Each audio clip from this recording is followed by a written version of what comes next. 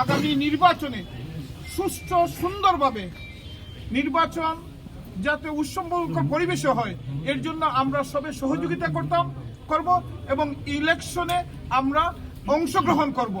আমরা চাই, আমি অনুরোধ করতেছি আমাদেরকে, আমাদের দলকে আমাকে দানের শীষে ভোট দিয়ে জয়যুক্ত করবেন।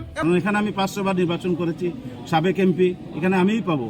আর যদি আমি না পাই, আমার দলের সিদ্ধান্ত গ্রহণ করবে, আমি দলের সিদ্ধান্তের প্রতি আমি অনুগত রয়েছি ইনশাআল্লাহ।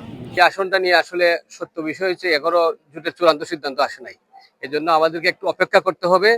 জোট যে সিদ্ধান্ত দিবেন সেই সিদ্ধান্ত অনুযায়ী যিনি প্রার্থী হবেন তিনি প্রার্থী হবেন। আমরা আজকে এখানে নমিনেশন দাখিল করলাম।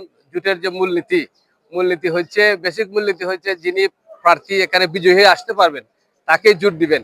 আমরা চেষ্টা করেছি যাতে আমাদের জগন্নাথপুরের যে বৈচিত্র্য রয়েছে সেই বৈচিত্র্যকে সাথে নিয়ে যাতে এখানে আলেমে দ্বীন একজন মহিলা এবং একজন সংখ্যালঘু প্রতিনিধি এবং একজন মুক্তিযোদ্ধা পরিবারের প্রতিনিধি নিয়ে আমরা আজকে গিয়ে আমাদের মনোনয়ন দাখিল করেছি। আশা করব আগামী 12ই ফেব্রুয়ারি নির্বাচনে আমরা আমার বাংলাদেশ পার্টির যে মার্কা ইগল মার্কা নিয়ে আমরা নির্বাচনে জয়লাভ করব।